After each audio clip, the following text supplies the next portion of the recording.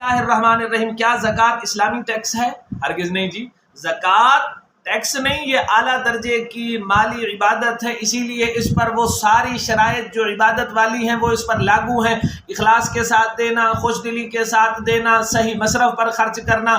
پھر زکوٰۃ کی مقدار کسی حالات کی وجہ سے، کسی حاکم کی مرضی سے کبھی گھٹے بڑھے گی نہیں۔ آپ نے ایڈوانس دی یا آپ نے پچھلے سالوں کی دینی ہے، اس میں کمی نہیں۔ جبکہ جو ٹیکس ہوتے ہیں نہ اس میں خوش دلی ضروری ہے، نہ آپ ٹیکس کسی غریب کو خود دے سکتے ہیں، اپنے محکمے کو ہی دینا ہے۔ پھر ٹیکس میں ملکی حالات کی وجہ سے یا حاکم کی مرضی کی وجہ سے کمی بیشی ہوتی ہے۔ پھر ٹیکس میں آپ کو کوئی رعایت نہیں، چاہے آپ کا وہ مکان آپ نے اسے رہائش پر رکھا یا اسے آپ نے کرائے کے لیے رکھا، اس کے اندر کوئی چھوٹ نہیں، آپ کے کل مال پر آئے گی۔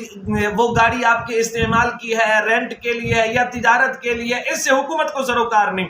جبکہ اسلام زکوٰۃ کی ادائیگی کے لیے اسلام آپ کو ضروریات اصلیہ میں رعایت دیتا ہے۔ رہائش کا گھر مستثنیٰ ہے، گاڑی مستثنیٰ ہے، آپ کی دکان ہے، آپ کی فیکٹری کی جو زمین ہے، جو اس کی مشینری ہے، یہ ساری چیزیں مستثنیٰ ہیں، ان پر زکوٰۃ نہیں۔ پھر جو ٹیکس ہے وہ بالغ، نابالغ، آزاد، غلام، وہ مجنون، صحیح سب پر ہے۔ جبکہ زکوٰۃ کے لیے ضروری ہے کہ بالغ، عاقل، آزاد مسلمان پر آئے گی، مجنون کے مال پر نہیں، نابالغ کے مال پر نہیں۔ خلاصہ کلام، زکوٰۃ میں 3 پہلو ہیں۔ بارگاہ الہی میں اعلیٰ درجے کا یہ مالی نذرانہ ہے، مسلمان کی اعانت کی وجہ سے اخلاقیات کا اعلیٰ درجہ ہے، اور مال کی محبت کو یہ کم کرتا ہے، اور ارشاد نبوی ہے حب الدنیا رأس کل خطیئۃ، اس لحاظ سے روحانیت کا اہم درجہ رکھتا ہے۔